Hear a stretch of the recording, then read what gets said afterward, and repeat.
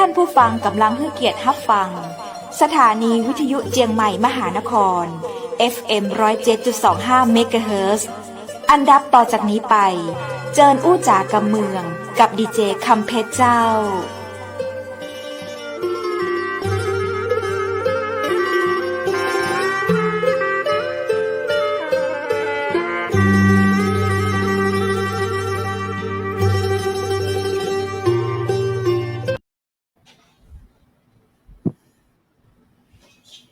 สวัสดีเจ้าสวัสดีคุณผู้ชมที่รักทุกคนทุกท่านเจ้ายินดีต้อนรับคุณผู้ชมทุกท่านเข้าสู่ช่องเพจสถานีวิทยุเชียงใหม่มหานคร FM 107.25 เมกะเฮิรตซ์จากอาคารวังสิงห์ธรรมจังหวัดเชียงใหม่วันนี้ข้าเจ้าดีเจคำเพชรก็ออนโซนิตี้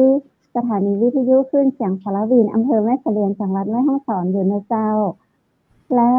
ข้าเจ้าก็มากับดีเจวุฒิเช่นเคยนะเจ้าดีเจวูซึ่งเป็นโปรดิวเซอร์แล้วก็มาเป็นพิธีกรร่วมกันเนาะเป็นคู่หูคู่ซีกันไปแล้วเจ้าแล้ววันนี้เขาก็มีแขกพิเศษมาร่วมรายการเช่นเคยเจ้าวันนี้จะได้ตากับดีเจสุดหล่อซึ่งเป็นดีเจเป็นพิธีกรเป็นนักธุรกิจที่แบบทั้งเก่งทั้งหล่อเจ้าชื่อดีเจตั้มผู้ชงรักชาติสกุลไทยเนาะหลายคนหลายจังหวัดนี่ติดตามได้ยินแต่เสียงวันนี้ข้าเจ้าปาตัวเป็นๆและให้ได้เจอกันยินดีต้อนรับคุณตั้มผู้ชงรักชาติสกุลไทยเจ้าสวัสดีครับสวัสดีเจ้าสวัสดีครับสวัสดีทั้งสองท่านเลยครับสวัสดีทั้งสองท่านเลยคนหล่อไม่รู้ชื่อคนหล่อเสื้อดำไม่รู้ชื่ออะไรอ๋อวุฒิครับวุฒิคุณวุฒินะคุณวุฒิกับดีเจเพชรวรวุฒิค่ะคุณวรวุฒิกับดีเจเพชรใช่ครับดีเจเพชรจ๋ายินดีครับ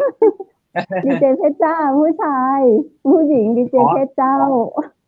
ดีเจเพชรเจ้าเนาะโอเคดีเจเพชรดีเจเพชรโอเคครับ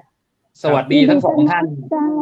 กับสวัสดีผู้ฟังทางบ้านด้วยเนาะครับสวัสดีคุณผู้ชมคุณผู้ฟังทางบ้านด้วยครับ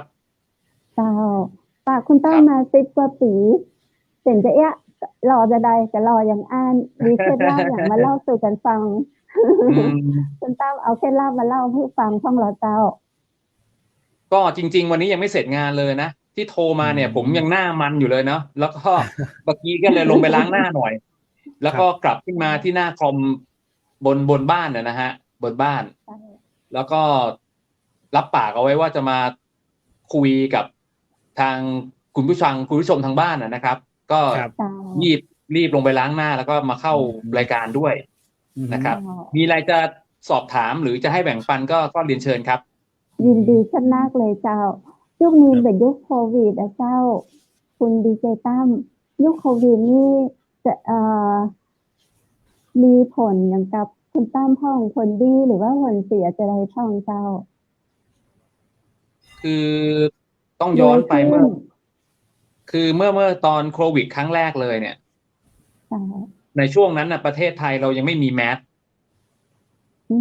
แบบนี้ครับนะครับไม่มีที่ล้างมือนะครับพอโควิดระบาดปุ๊บเนี่ยคนก็กังวลวิตกกังวลถูกล็อกดาวน์การทำมาหากินเราจะทำยังไงส่วนตัวเราเนี่ยอาจจะอายุมากขึ้นนะครับแต่การดำรงชีวิตเนี่ยเราสามารถที่จะปรับเปลี่ยนไปตามยุคตามสมัยนะครับซึ่งสมัยเนี้ยต้องเรียนกับคุณผู้ชมนะครับว่ามันง่ายไม่เหมือนสมัยผมหรือว่าสมัยคุณวุฒิหรือดีเจเพชรเนี่ยนะครับสมัยก่อนจะหาข้อมูลแต่ละครั้งเนี่ยยุ่งยากมากเดี๋ยวนี้คือเข้า YouTube อยากรู้อะไรมีบอกหมดทุกอย่างตั้งแต่จับทำคนวิธีการต่างๆมีบอกหมดทุกอย่างฮะการจะทำเฟซทำไลน์เพื่อให้ทันยุคกับทันสมัยเนี่ยนะครับหรือแม้กระทั่งการที่เราจะไปแอดในส่วนของการโฆษณาต่างๆมันมี YouTube สอนหมดทุกอย่างเลยครับเราก็เลยเอามาประยุกต์คือผมเองเนี่ยหนึ่งคือเป็นนักจัดรายการวิทยุเนี่ยตรงนี้ก็เป็นห้องส่งมีไมโครโฟนด้วยนะฮะมีไมโครโฟนนะครับมีไมโครโฟนซึ่งเป็นห้องส่งที่ผมใช้ลิงก์สัญญาณบันทึกเทปรายการ แล้วก็เป็นห้องทำงานส่วนตัวฝั่งด้านนู้นก็จะเป็นโต๊ะคอมอีกโต๊ะหนึ่ง นะฮะโควิดมางานการอย่างอื่นชะงันหมดนะครับ ถูกล็อกดาวน์จะทำยังไงให้เราอยู่ได้ ครับ จะทำยังไงให้ลูกน้องอยู่ได้ เราก็ประยุกต์เอาจากที่บ้านเราเนี่ยที่มีหน้าร้านนะครับ ประยุกต์เอามาเป็นหน้าร้านนะครับ แล้วก็ใช้ช่องทางออนไลน์ ครับ ให้คนที่เขาสนใจในสินค้าของเราเนี่ยสามารถมาสั่งซื้อแล้วก็มารับได้ด้วยตัวเอง หรือจะสั่งซื้อผ่านระบบขนส่งทุกขนส่งเลยนะฮะก็เป็นอีกเรื่องหนึ่งพอโควิดตั้งแต่วันนั้นถึงวันเนี้ยเรายังทำรูปแบบเดิมนะครับ ยังมีออนไลน์มาเกี่ยวข้องออฟไลน์มาเกี่ยวข้องนะครับ สิ่งที่เรายังดำรงคงอยู่ได้เนี่ยผมคิดว่ามันเป็นแนวความคิดเรามากกว่าครับนะครับบางคนอาจจะไปบ่นกล่นด่าในสิ่งที่เราเสียหรือผิดหวังเช่นล็อกดาวน์ปิดร้านค้าแต่เรามานั่งคิดว่าถึงเราจะบ่นไปมันไม่มีประโยชน์ครับมันไม่มีประโยชน์ลองคิดดูนะฮะยิ่งเราบ่นกลด่าเข้าไปเนี่ยมันจะทำให้จิตเรายิ่งตกใช่มันจะเป็นความคิดที่เรารู้สึกว่าเราแย่มากกับตัวเราเองเราก็มานั่งคิดผมคิดในมุมของผมนะไม่ว่าใครจะมาทำอะไรใครจะมาเป็นอะไรแบบไหนเราไม่รู้เพราะทุกยุคทุกสมัยผ่านมา50 ปีของชีวิตเนี่ยฮะเราก็ยังต้องช่วยตัวเองตลอดครับไม่มีใครมาช่วยเราครับไม่มีใครช่วยเราได้เลยนะครับเพราะฉะนั้นเนี่ยเหมือนกันกับการดูแลสุขภาพหมอที่ดีที่สุดคือตัวเรานะครับเรามีปัญหาสุขภาพเราก็ต้องกลับมาควบคุมอาหารน้ำอย่างที่ผมทานเนี่ยเป็นน้ำในชีวิตประจำวันจากที่เคยดื่มน้ำอัดลมจากที่เคยดื่มน้ำที่มันเป็นส่วนผสมนะฮะเดี๋ยวสักครู่หนึ่งนะฮะลูกชายโทรเข้าครับครับสักครู่หนึ่งไม่เป็นไรครับไม่เป็นไรครับไลฟ์สดของเราสบายๆครับเดี๋ยวแป๊บนึงนะฮะบอกว่าคุณพ่อกำลังออกอากาศอยู่ครับเดี๋ยวนะแป๊บเดียวนะเดี๋ยวได้ไม่เป็นไรครับให้ลูกดูก่อนใช่โอ้นี่เป็นไอเดียของจริงๆแล้วชอบอย่างที่พี่ตั้มคิดอย่างเงี้ยเป็นการคิดบวกมากเลยเพราะว่าอย่างที่บอกถ้าเกิดป้ากำลังเข้ารายการอยู่ออกรายการสดกับเขาอยู่บนห้องส่งนะลูกเดี๋ยวป้าโทรกลับนะลูกดูทีวีก่อนนะลูกโอเคลูกเนี่ยครับพี่ตั้มเห็นไหมอันนี้คือรายการในยุคนี้ถ้าเป็นยุคสมัยก่อนเป็นทีวีเราไม่สามารถทำอย่างนี้ได้ถูกไหมถูกครับนี่คือเป็นผมกับพี่ตั้มเนี่ยเราคงเป็นคนยุคเดียวกันเราผ่านยุคอนาล็อกมาแล้วจนถึงยุคดิจิตอลเราผ่านความยากลำบากของการจัดรายการมาแล้ว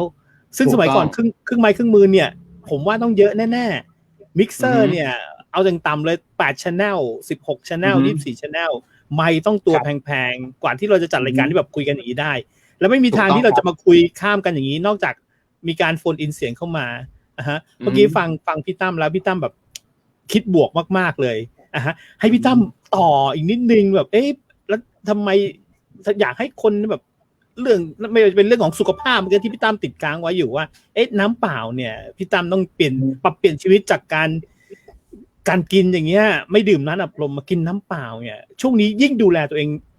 ดีขึ้นยังไงครับพี่คืออย่างนี้นะฮะในยุคนึงที่เราผ่านสมัยตั้งแต่เรียนมัธยมปลายจนเข้าอาชีวะ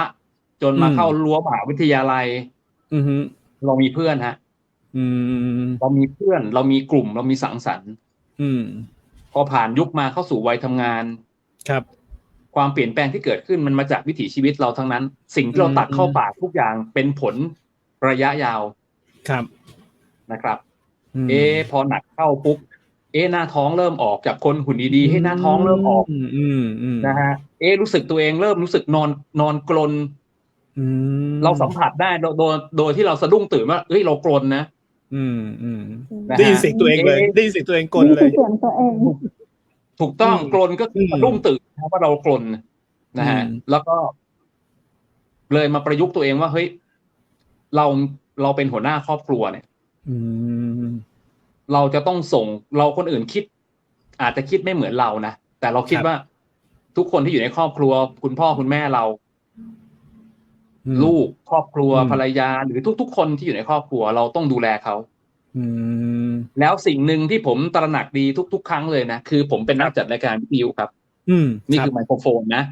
ครับผมเป็นไมค์คอนเดนเซอร์ไมค์ด้วย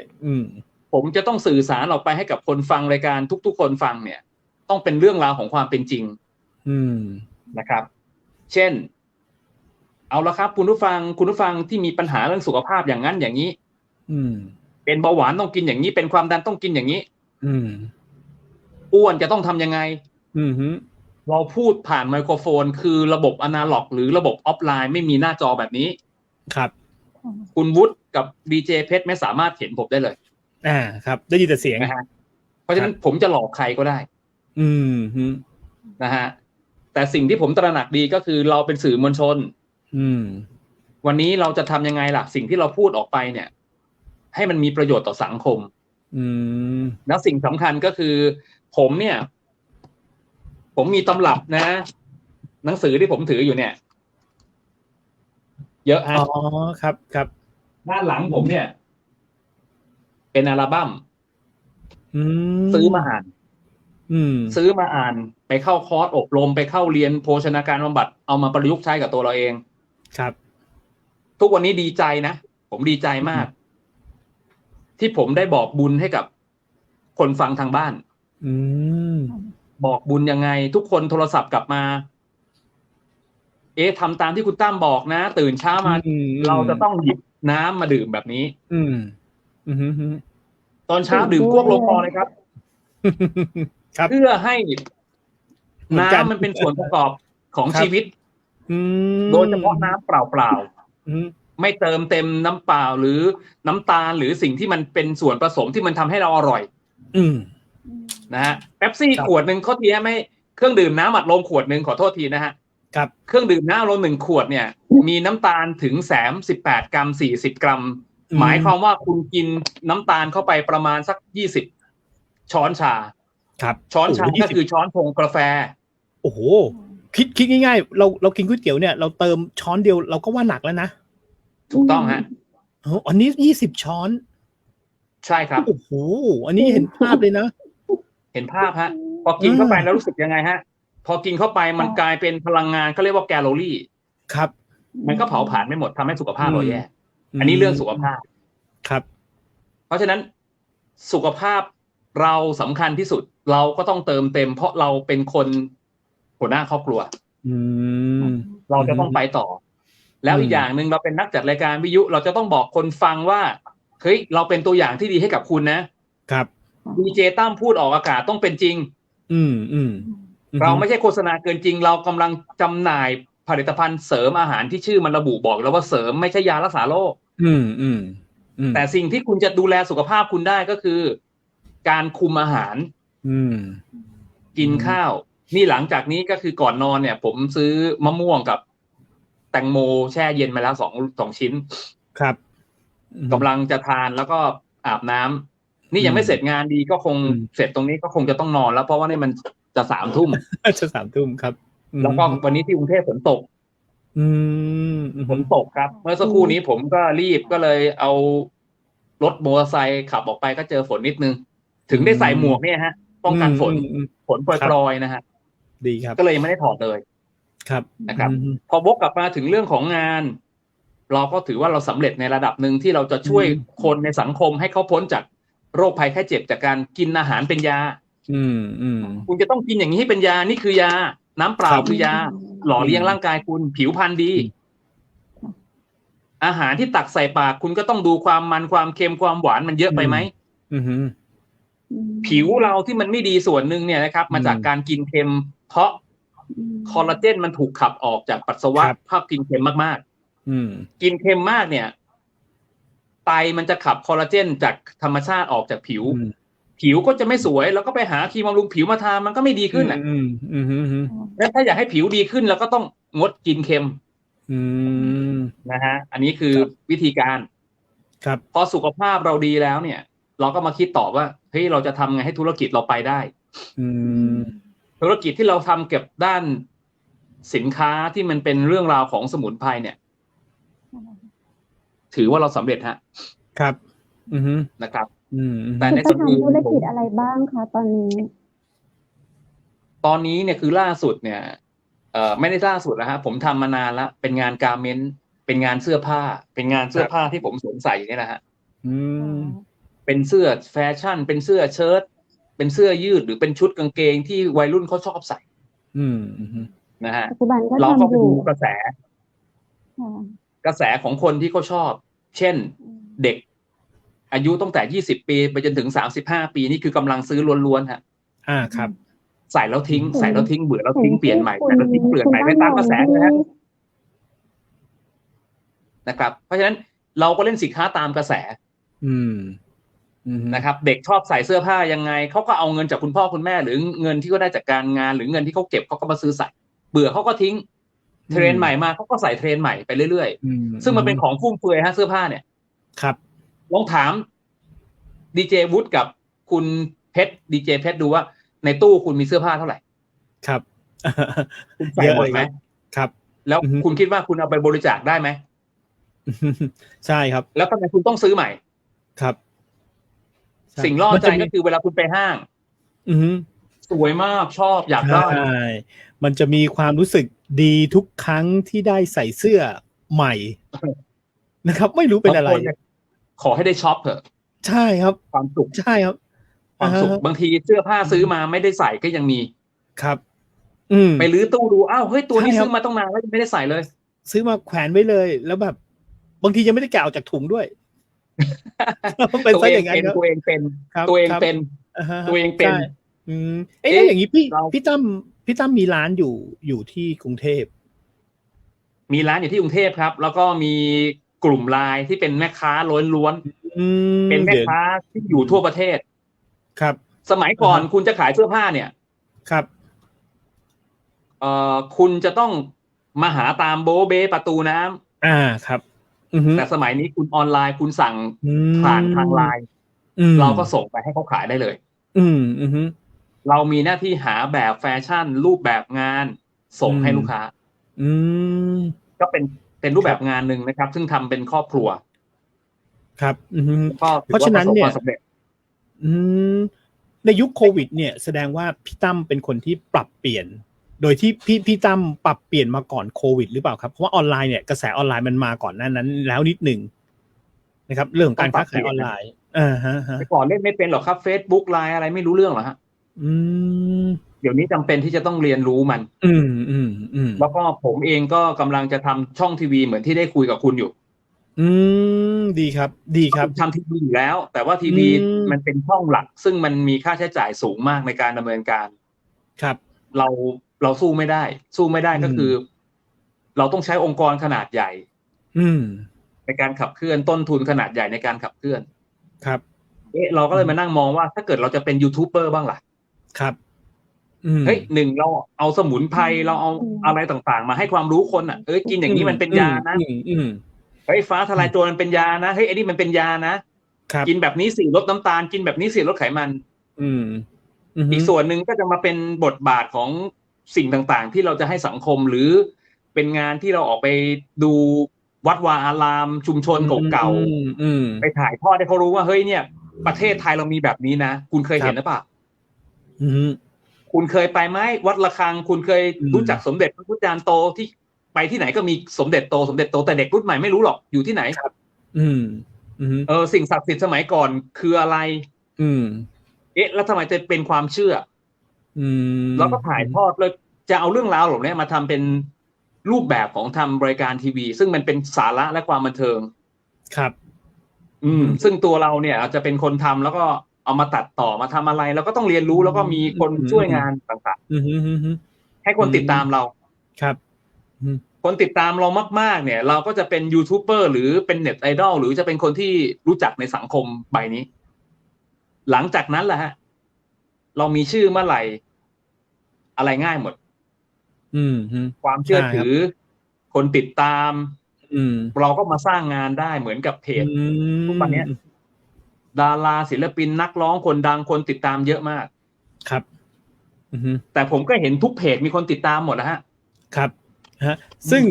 พี่ตั้มก็จะบอกว่าจริงๆแล้วด้วยเรื่องของอายุเนี่ยไม่เกี่ยงเลยด้วยเรื่องของไม่เกี่ยวเลยนะครับทุกคนสามารถเริ่มต้นได้เลยถ้าสมมติคนที่ฟังอยู่วันเนี้ยคนที่ฟังเป็นแฟนรายการของเชียงใหม่มหานครอยู่วันเนี้ยถือคุณจะ50-60ยังทำได้เลยใช่ไหมครับถ้าตามความคิดนะครับไม่เกี่ยวก็เอาเวลาว่างที่เรามีอยู่ที่บ้านนั่นแหละฮะจากที่เรามากดดูใช่ดูเขาแล้ว Facebook มาส่งไลน์มาส่งอะไรต่างก็กลายเป็นกด YouTube ดูเฮ้ยอาหารเมนูเนี่ยแกงไก่เขาทำยังไงกดดูสิครับวิธีทำแกงไก่กดเข้าไปใน YouTube ดูคุยมันขึ้นมาเป็น100เลยอ่ะใช่ครับแล้วไปเลือกดูซิแกงไก่เขาทำไงเริ่มต้นจากมีกะทิมีเครื่องปรุงมีอะไรแล้วก็มาเทใส่เขาทำให้เห็นสดๆเลยเฮ้ยทำกินดูกับกลายเป็นอาหารที่มันเป็นเมนูที่เราปรุงแล้วมันอร่อยกว่าครับไปซื้อเส้นก๋วยเตี๋ยวเส้นขนมจีนมาอาชีพหน้าบ้านคุณเกิดละครับในยุคโควิดนะฮะใช่ใช่ครับคุณใส่ถุงได้ละคุณไปลงแก๊ปฟู้ดข้างบ้านผมจากคนที่ไม่เคยทำอะไรเจอโควิดร้านเขาต้องหยุดเขาเป็นร้านตัดเสื้อสูท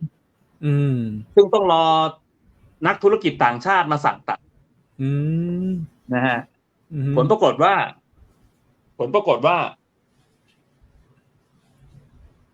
ไม่มีนักธุรกิจเข้ามาสุดท้ายต้องทำยังไงฮะเดี๋ยวแป๊บนึงนะแบตผมจะหมดแป๊บนึงนะได้เลยครับผมเดียวโอ้โหพอได้คุยกับเมื่อกี้หลุดไปค่ะคุยครับผม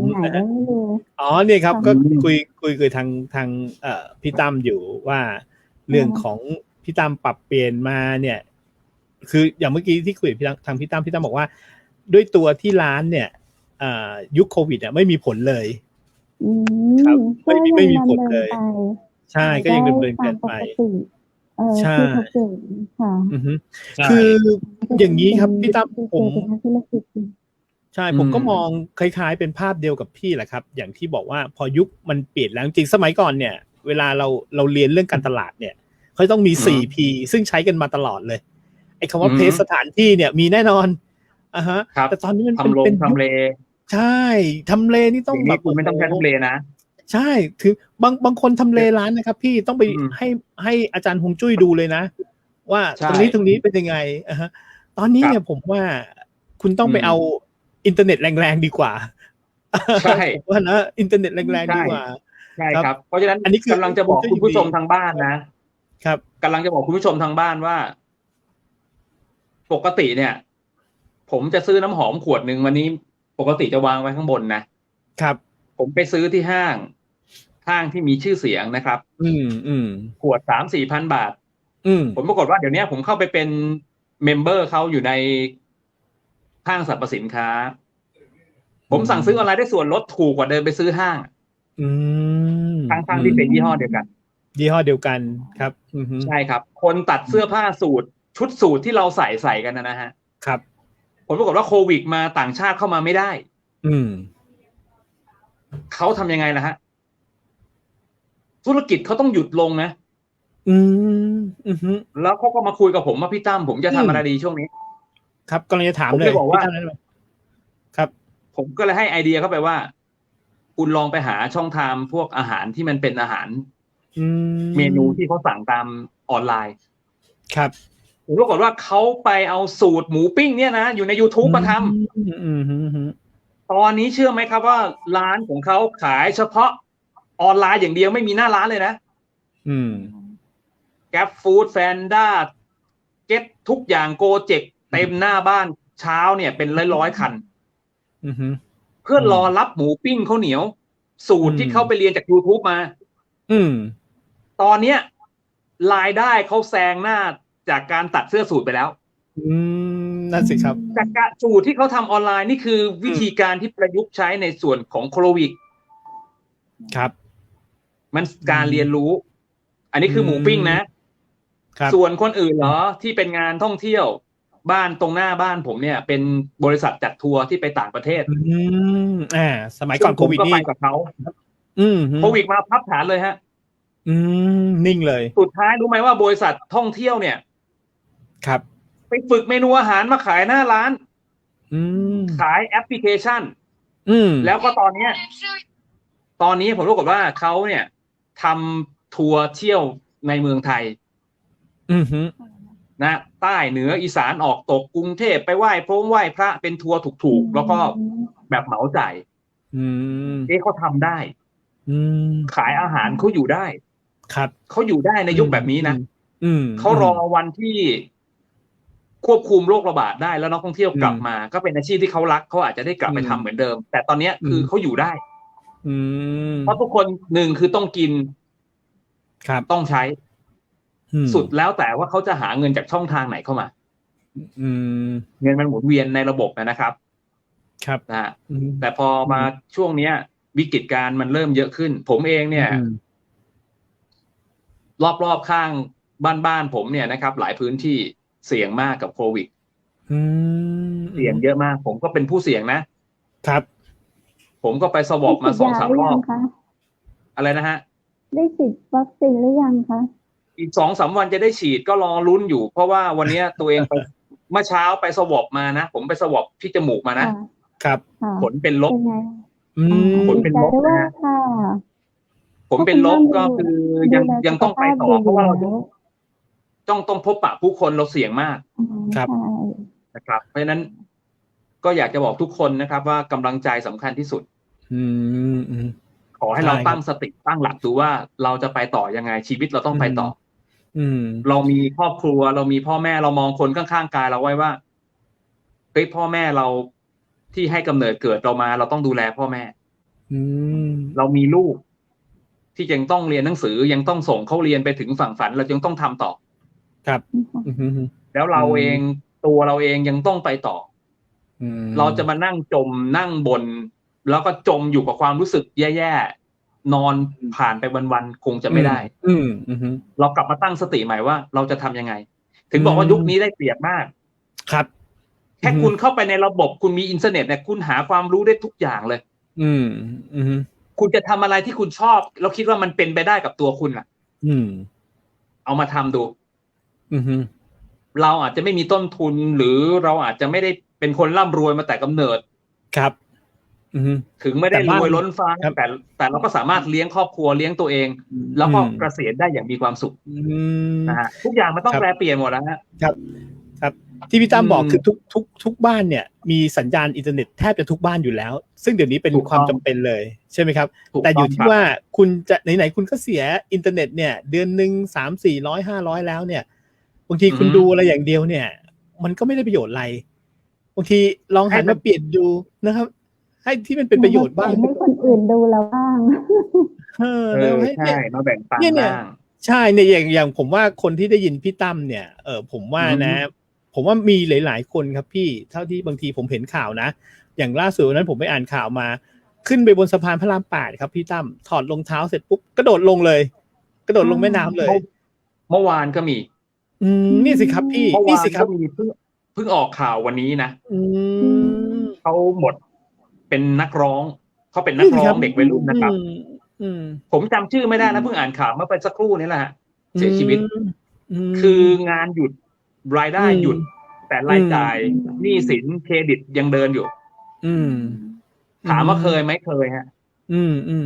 ผมคุยกับฝ่ายสินเชื่อนะว่าไม่ได้มีเจตนาหรือไม่ได้อยากจะเป็นหนี้เลยแต่วันนี้ธุรกิจเราเดินไม่ได้ขอเวลาผมนิดนึงคุณลองไปประเมินปรึกษากับฝ่ายคุณดูว่าคุณจะช่วยเราอะไรได้บ้างนี่คือคุณยังติดต่อเราได้นะแสดงว่าเรามีจิตเจตนาที่จะใช้หนี้คุณครับคุณลองปรึกษาฝ่ายกฎหมายฝ่ายของคุณว่าในเคสของผมเนี่ยคุณจะช่วยอะไรได้บ้างยืดระยะหรือไปประนอมหนี้เพื่อให้มันผ่อนผันลงน้อยหน่อยให้เรามีกำลังผ่อนนะฮะแล้วก็ผมขอระยะเวลาช่วง3 เดือนนี้คือหยุดจ่ายไปก่อนแต่คุณติดต่อเราได้ตลอดเราไม่เคยเปลี่ยนเบอร์โทรศัพท์ผมใช้มา10 กว่าปีตั้งแต่สมัยฮัทตั้งแต่สมัยออเลนอะไรมาเปลี่ยนจนมันในที่สุดเป็นทรูที่ใช้อยู่เนี่ยครับผมใช้มา10 กว่าปีเบอร์นี้ไม่เคยเปลี่ยนคุยฮะปัญหามีไว้ให้ชวนคุยฮะอะไรไม่ดีแก้ไขถ้าเราหลบคือมันไม่ถึงกับเป็นเรื่องที่คอขาดบาดตายนะเครียดก็จริงอยู่ ก็คนมันไม่มีอ่ะใครอยากจะติด ครั อ่ะ บ ถูกไหมฮะเพราะฉะนั้นเราก็ต้องมานั่งคิดใหม่ว่าถ้าเกิดธุรกิจเราล้มคุยเลยครับไม่ต้องไปหลบไม่ต้องไปหนีโทรศัพท์มาคุยเลยฮะผมก็บอกนะตอนเขาโทรมาบอกว่าน้องเป็นเจ้าหน้าที่ฝ่ายกฎหมายที่มาดูแลเรื่องของติดตามเร่งรัดหนี้สินถูกไหมครับน้องโทรมาเนี่ยพี่เสียค่าติดตามเร่งรัดหนี้สินแล้วเอาอย่างนี้นี่บอกเป็นแนวทางให้กับหลายคนไม่ใช่บอกให้หนีหนี้หรือเป็นแนวทางที่คุณจะทำอะไรไม่ดีนะครับแต่กำลังจะบอกคุณว่าวันนี้ปัญหาที่เกิดขึ้นเนี่ยให้กำลังใจหลายๆคนเนี่ยนะฮะเฮ้ยหนี้สินยังต้องเดินค่าผ่อนบ้านผ่อนรถมันยังอยู่อ่ะแต่รายได้เราหยุดโควิดมันมาเราทำอะไรไม่ได้อ่ะติดต่อธนาคารเลยครับขอประนอมหนี้หรือขอผ่อนระยะเวลาลดลงจากผ่อนจำนวนมากๆให้มันน้อยลงที่เราไหวหรือขอเราพักหนี้ก่อนสัก3 เดือน6 เดือนว่าไปเลยหยุดดอกชำระหนี้เราหลังจากนั้นก็ปักหลักดูซิว่าหลังจากที่หนี้สินมันหยุดละมันหยุดรอเราเพื่อรอเราชำระหยุดดอกเบี้ยลองดูซิว่าเฮ้ยเราถนัดอะไรอ่ะถนัดร้องเพลงไหมถนัดอะไรถนัดขายของไหมทำธุรกิจเราถนัดอะไรเราชอบอะไรเข้าไปใน YouTube เลยฮะไปเรียนรู้ครับครับเป็นแหล่งข้อมูลอย่างดีถูกต้องครับวันนี้คุณอยู่เชียงใหม่ผมอยู่ปัตตานีผมก็สั่งซื้อของคุณได้ครับแล้วเดี๋ยวนี้ขนส่งเร็วมากผมส่งทุกครั้งนะต้องบอกว่าผมใช้บริการขนส่งเจ้าที่ดีที่สุดสีส้มส่งวันนี้พรุ่งนี้ถึงส่งวันนี้พรุ่งนี้ถึงลูกค้าบอกทำไมเร็วจังเลยคือเป็นขนส่งที่เร็วผมเป็นลูกค้าระดับโกลก็คือระดับสูงสุดครับส่งแล้วได้ส่วนลดค่าส่งก็ลดลงได้รับความสะดวกมากขึ้นครับครับเราก็เอามาประยุกต์ใช้ว่าจะทำยังไงใช่ครับนี่ถ้าเกิดน้องเขาได้ยินพี่ตั้มพูดเขาอาจจะไม่โดดลงไปอย่างที่เราเห็นในข่าวก็ได้เนาะแล้วก็อายุยังน้อยแล้วทางออกเนี่ยอยากจะให้เป็นกำลังใจนะถ้าใจกล้าทุกอย่างจบฮะถ้าเราหนีปัญหามันไม่มีทางจบฮะปัญหามันเป็นเงาตามตัวมันติดตัวเราตลอดเพราะฉะนั้นเนี่ยทุกอย่างมันขึ้นอยู่กับวิธีคิดกำลังใจผมเคยครับประสบปัญหาแบบนี้คิดแล้วคิดอีกนะฮะครับคิดว่าจะทำยังไงนะครับผลปรากฏว่าตอนเนี้ยมันผ่านเรื่องราวตรงนั้นไปนานแล้วล่ะฮะณปัจจุบันนี้ก็ยังคงดำเนินธุรกิจทำงานทำการดูแลครอบครัวดูแลลูกน้องดูแลหลายอย่างนะครับแล้วเราเป็นพี่คนโตที่ต้องดูแลหลายธุรกิจผลักดันน้องๆผลักดันให้เขาสำเร็จนะครับก็วางแผนกับตัวเองว่าเฮ้ยบ้านปลายเราอาจจะมีบ้านที่มันอยู่ในทำเลธรรมชาติมีร้านอาหารมีร้านกาแฟมีที่พักที่มันสบายๆแล้วคนก็มาเที่ยวพักผ่อนเป็นโฮมสเตย์สวยๆเราอยู่ได้แล้วฮะบ้านปลายเราไม่เดือดร้อนละนะครับลูกเต้าเขาก็มีภารกิจหน้าที่การงานก็ดูแลกันไปนะครับอยู่กับธรรมชาติเพราะฉะนั้นพออายุมากขึ้นตอนนี้ไม่คิดอะไรแล้วฮะคิดว่าเฮ้ยมันผ่านแต่ละปีทำให้ขามันแข็งวะครับทำให้แข็งแรงทุกวันอ่ะเราบอกทุกวันเลยว่าใครอยากแก่ล่วงหน้าไปเลยเราไม่สนคุณอยากจะล้ำหน้าผมล้ำไปผมไม่สนนะฮะเพราะเรารู้อยู่แล้วว่ามันเป็นเรื่องราวของวัฏจักรความเป็นจริงอยู่ไปทุกวันเราย่อมแก่ชราหนังก็เริ่มเหี่ยวฟันฟางผมเริ่มงอกหมดครับเราจะถนอมมันยังไงให้มันอยู่คู่กับเราไปจนส่งเด็กๆส่งครอบครัวสู่ความสำเร็จและตัวเราเนี่ยเราต้องเข้าสู่บั้นปลายอายุมากขึ้นอย่างมีความสุขภาพดีนะฮะนี่คือสิ่งที่ผมคิดส่วนกำลังใจอยากจะบอกทุกคนในยุคโควิดนะฮะเหมือนกันหมดครับไม่ต้องไปด่าใครหรอกครับไม่มีผลจริงๆนะฮะผมเองรู้จักคนทุกวงการไม่มีผลนะฮะมันขึ้นอยู่กับเราเป็นตัวตั้งคิดใหม่นะครับถ้าธุรกิจคุณไปไม่รอดมันพังคุณต้องตั้งสติแล้วเข้าไปแก้ปัญหาที่มันทำให้คุณเครียด หยุดปัญหาตรงนั้นให้ได้ก่อน ถ้าคุณยังหยุดปัญหาไม่ได้ คุณจะเดินไปไม่ได้ ปัญหามันจะเป็นเงาตามคุณ แล้วคุณจะไม่มีความคิดที่จะไปคิดทำอย่างอื่นเลยเพราะฉะนั้นคุณต้องหยุดปัญหาของคุณให้ได้ก่อน ปัญหาคุณคืออะไรหยุดมันให้ได้ ปัญหาหนี้สินคุณก็ต้องคุยเจรจาหยุดหนี้ก่อน เราไม่มีเจตนาที่จะเป็นหนี้คุณหรือหนีคุณเหมือนน้องที่เขาฆ่าตัวตายเนี่ยนะครับ มีข่าวคราวเนี่ยคุณหยุดคุยกับเขาถ้าผมเป็นหนี้คุณวุฒิผมไปคุยกับคุณวุฒิพี่วุฒิครับธุรกิจผมมีปัญหาพี่ครับ ผมไม่มีเจตนาที่จะไม่ใช้หนี้ของพี่วุฒินะ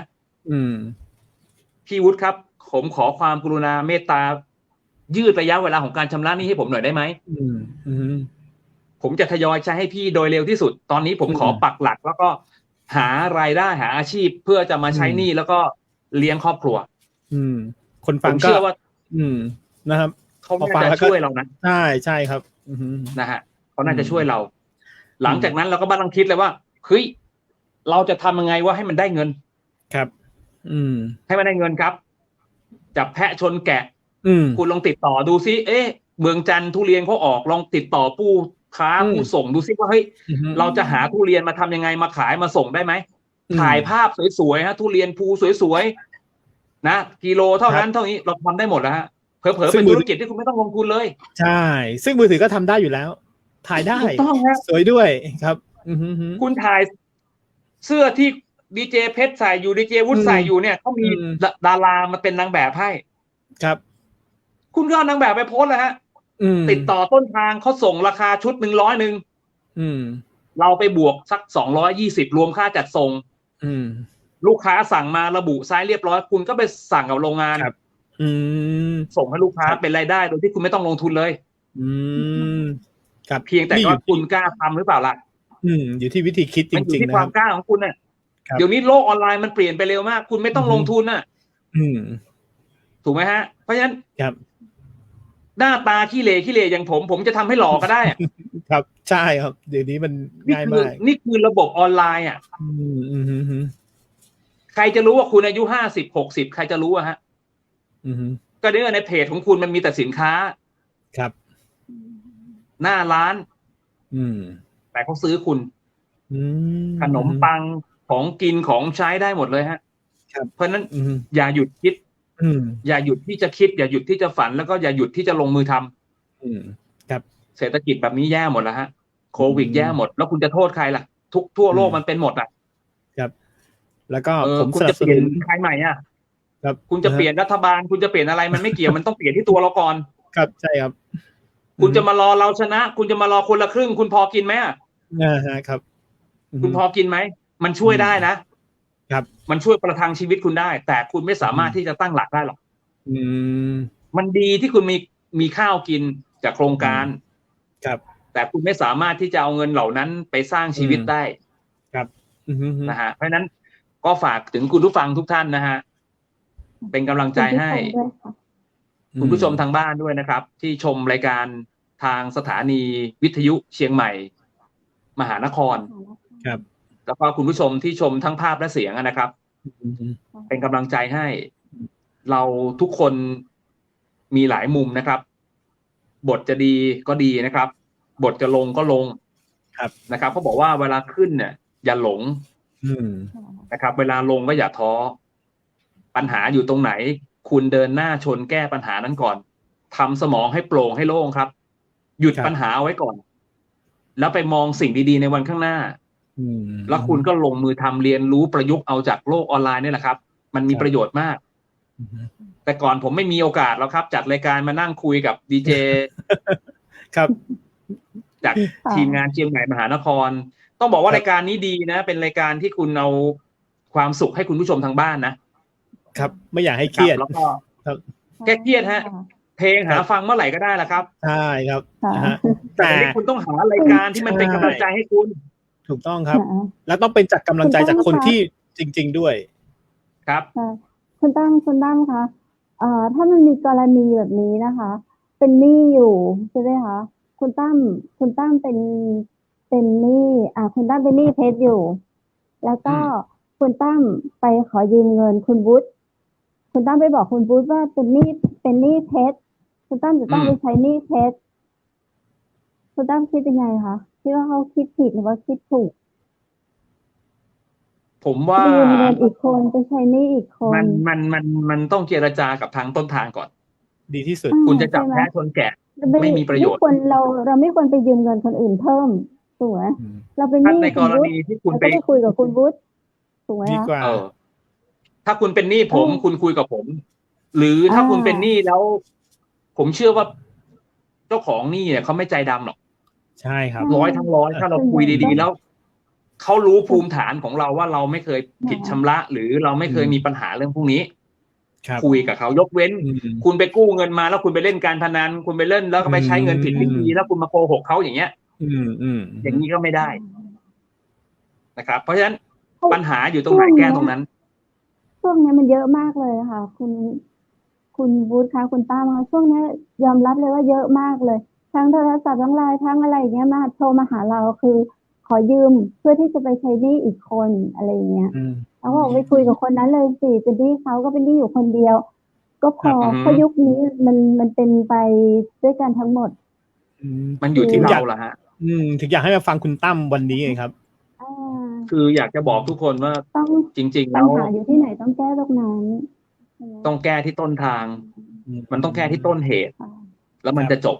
นะครับ เพราะฉะนั้นเนี่ยเราต้องเจรจาถ้าเรามีเจตนาที่ดี อย่าไปจับแพะชนแกะ ไปโกหกคนนั้นเพื่อเอาโกะตรงนี้ หรือบางทีเอามาแล้วไม่ได้ใช้ก็มีเอาไปใช้อย่างอื่น ผิดวิธีการก็มีนะครับ มันเป็นอย่างนั้นจริงๆ เพราะฉะนั้นใครก็อยากรวยแล้วฮะ ครับ แต่สิ่งที่คุณจะรวยได้เนี่ยคุณอย่ารวยแบบผิดวิธีการพนันไม่ทำให้ใครรวยแน่นอนนะครับ แล้วก็เรื่องราวของการยืมเงินเนี่ยคือผมเองเนี่ย เยอะครับเจอเรื่องราวแบบนี้เยอะ ผมเคยผิดใจกับเพื่อน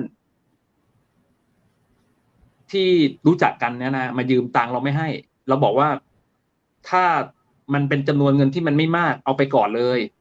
เราก็ไม่ต้องมาใช้สบายใจกว่า มีเมื่อไหร่เราก็ว่ากัน เคย อย่ามานัดถ้านัดแล้วเสียเพื่อน เค ทั ย น ได้ ที ยินคุณตั้มให้เพื่อนแบบนี้ เคยได้ยินว่ามีเพื่อนมายืมคุณตั้มในวันที่เรารู้จักกันมาแล้วเป็นเพื่อนกันมาเคยได้ยินมีคนมายืมเงินคุณตั้มก็บอกว่าเฮ้ยเราก็ไม่ได้มีมากขนาดนั้นหรอกเราให้ไปเลยละกันอะไรเงี้ยไม่ต้องมาคืน คือเราเสียเพื่อนแบบนี้มาเยอะมาก ประสบการณ์มันบอกเราว่าเราเสียเพื่อน พอเขายืมสมมุติว่าคุณวุฒิมายืมผมผมให้คุณวุฒิไปแล้วเรียบร้อย คุณวุฒิบอกว่าเดี๋ยววันที่29นะวันอังคารที่29นี่มาคืน29มาคืนพอผมก็บอกว่าวันอังคารคือวันที่29คุณวุฒิไม่มีตังค์อ่ะ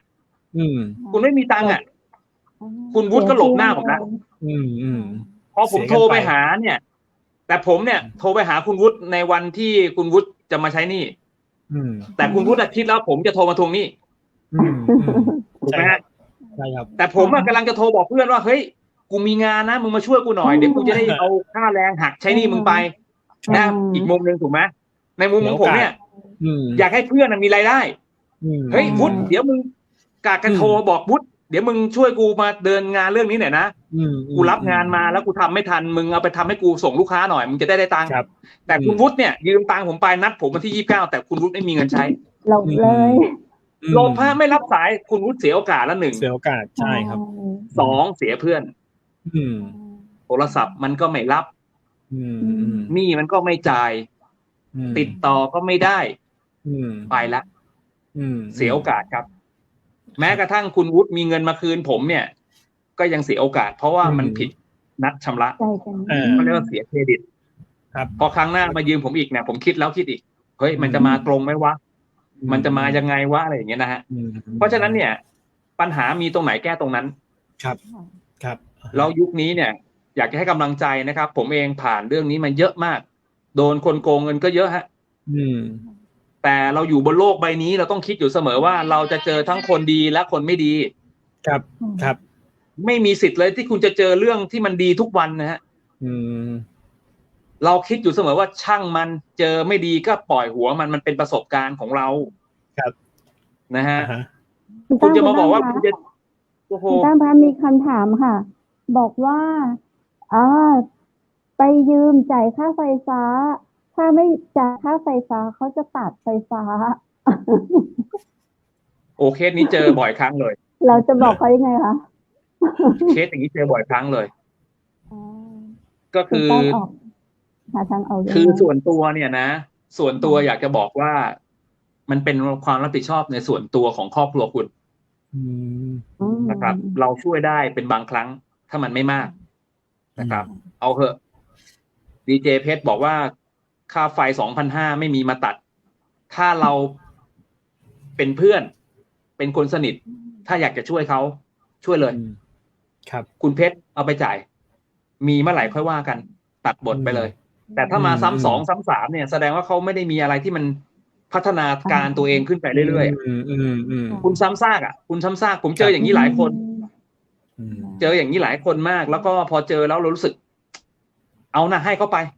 ทั้งที่เรารู้อยู่แล้วว่าเรามีโอกาสได้คืนน้อยมาก อืม บางคนให้ไปเนี่ย ผมเคยให้ไปถึงหลักแสนนะบางคนอ่ะ อืม ช่วยเขาเนี่ย ช่วยจากสิ่งที่เขามาทำเหมือนที่คุณถามผมอะ อืม แล้วเขาคืนเราไหมคะ ร้องไห้ ครับ นะเรื่องราวต่างๆ มา ครับ เราก็สงสารด้วยไม่ได้คืนนะครับ ไม่ได้คืน อืม ไม่ได้คืนไม่เป็นไรนะมันเสียเพื่อนไปเลย อืม ไม่ได้ติดต่อไม่ได้คุยกันอีกเลย ครับ เพราะเขาไม่กล้าสู้หน้าเรา อืมอืมครับ บอกไหมฮะ ครับ นี่คือปัญหาที่มันต้องเจอกับตัวเอง เพราะฉะนั้น อืม ใครที่ยังไม่เจอเนี่ย ก็เลยฝากไว้เป็นข้อมูลว่า มันมีโอกาสเจอแบบนี้ ครับ นะฮะ โอเค นะครับ นี่ได้คุยกับคุณตั้มได้ประโยชน์เยอะเลยครับผม ก็ส่งกำลังใจถึงทุกคนนะครับรายการ ครับ ก็ถึง3 ทุ่มแล้วล่ะ ค่ะเห็นแบบคุณผู้ชมก็แบบหาทางออก ครับ ได้ดีขึ้นเข้าใจในปัญหาของตัวเองมากขึ้นเนาะยุคนี้เป็น แก้ ยุค ปัญ ของ หาที่ เงิน ต้น ฝืด ทาง จริงๆใช่ แก้ปัญหาที่ต้นทาง แก้ปัญหาที่ต้นทางได้แล้ว มองถึงวันข้างหน้าว่าเราจะทำยังไงให้เกิดรายได้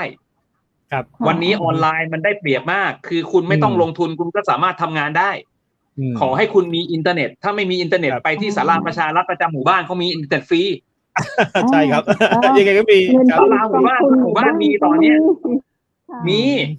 ครับ ใช่ ไปนั่งเลยครับ กองทุนหมู่ แล้ว บ้าน ก็คนที่เขาจะซื้อของคุณหรอกเขาไม่รู้จัก อืม ดีเจวุฒิดีเจเพชรดีเจตั้ม ครับ ไม่มีใครรู้จักใครหรอก อ่า เขาสามารถเลือกซื้อของคุณได้ อืม ผ่าน และทุกคน ระบบออนไลน์ และทุกคนมีมือถือ หา ทุกคนแน่นอน ครับ นี่แหละแค่นี้แหละครับฝากไว้เป็นแนวคิด แล้วก็กำลังใจให้ทุกคนนะต้องสู้ฮะ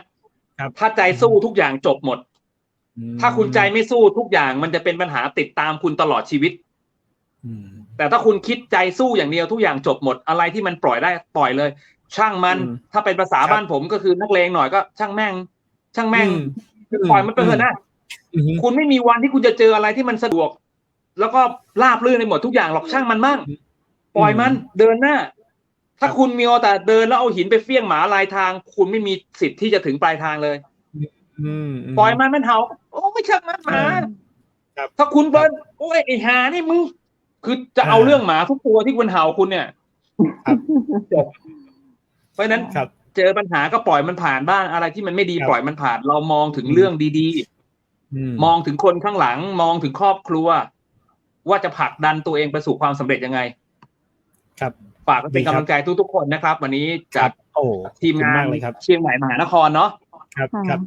เดี๋ยวคราวหน้าต้องมีโอกาส ขอบคุณมากๆ ชวนพี่ตั้ม เลยค่ะ คุยเรื่องสมุนไพรไทยบ้างแล้วนะครับ เดี๋ยวเป็นโอกาสหน้า ใช่ นะครับผ โอ้ ม โห ครับ ตั้มมีอะไรดีๆ เยอะมาก ติดกันไว้ บูธ ติดกันไว้ โอ้โหนี่แบบ มีอะไรเยอะมาก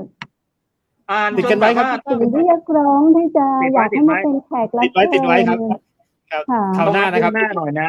ครับ วันนี้ถ้าไม่ใช่ ด้เล รายการนี้ผมไม่มาคุยด้วย เพราะว่าผมยังไม่เสร็จงาน ครับโอเค เดี๋ยวส่งพี่ตั้มไป ขอบคุณมากครับพี่ตั้มครับ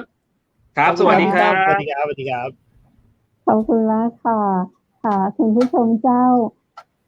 วันนี้เนาะเขาก็ได้สาระอุ่นอกอุ่นใจขึ้นจะนักเนาะใครเป็นหนี้ก็น้ำก็ฟงก็ไฟ เป็นหนี้ก็ไฟกับไปหาที่โรงไฟฟ้าท่านเจ้าบอกว่าช่วงนี้ยุคโควิด เดือนนี้แตะไว้ก่อนเดือนหน้าค่อยมาจ่ายได้ก่อนเจ้าอีเนาะเราต้องไปยืมไผ่ละไปยืมเปิ้ลน่ะเป็นที่ปากก็ได้เขายืมเปิ้ลเตื้อเดียวนะเปิ้ลอู้ตลอดชีวิตกับโจว่าเขาอู้ยืมเงินเปิ้ลเนาะนั่นมันต้องไปยืมเงินขายเจ้าคุณผู้ชมเนาะค่ะวันนี้เขาสู้ด้วยตัวของเขาอย่างที่คุณตามมาวันนี้ได้กำลังใจได้สาระดีซักๆเลย ต้องกราบขอบพระคุณเป็นอย่างยิ่งเลยคุณผู้ชมเจ้าคุณผู้ชมอยากคือตังรายการปลาไข่มาห่วมรายการเนาะมามาจะเอาสาระดีๆมากันหรือว่าจะเอาอันสินค้า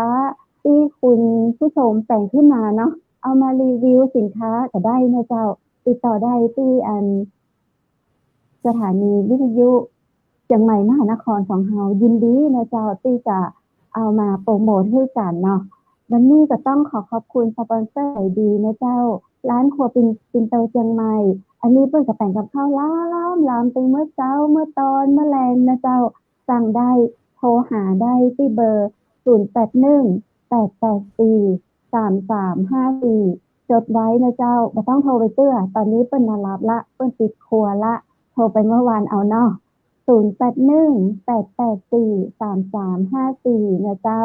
ขอบคุณบริษัทเฮงลิสซิ่งจำกัดวันนี้เปิ้นมีโทรมาแซวดีเจตัวเจ้าขอบคุณโรงแรมแม่เสลียงเวียงงามนะเจ้าเปิดบริการ24ชั่วโมงนะเจ้าโรงแรมแม่เสลียงเวียงงามอยู่อำเภอแม่เสลียงเจ้าโทรจองได้เลยตลอด24ชั่วโมงเบอร์โทรศัพท์0536214444นะเจ้าแล้วก็วันนี้ขอบคุณคุณแอร์เจ้าของโกแม็กนะเจ้ากาแฟโกแม็กกาแฟดีสำหรับคุณป้าจ่ายเจ้าติดต่อได้นะเจ้าที่บริษัทโกแม็กของคุณแอร์นะเจ้าและขอบคุณคุณผู้ชมที่น่ารักนะจังทุกคนเลยอยู่ร่วมในการมานะเจ้าวันนี้ข้าเจ้าและดีเจวูดจะต้องลาคุณผู้ชมไปก่อนที่จะปากันไมเนอร์วันพรุ่งนี้เจ้าวันพรุ่งนี้มีเรื่องราวม่วนๆมาให้ฟังหลายเรื่องหลายราวเลยห้ามพลาดนะเจ้าจะบอกว่าวันพรุ่งนี้เป็นทีเด็ดของรายการตัวนะเจ้าวันมะรืนก็มีทีเด็ดของรายการตัวคุณผู้ชมห้ามพลาดเนอร์ทุ่มปะกันที่นี่เขตเชียงใหม่มหานครสำหรับคำนี้ขอให้คุณผู้ชมนอนหลับฝันดีพระเจ้าดีเจคำเทศและไอ้คำพูดลาไปก่อนเนอร์สวัสดีเจ้า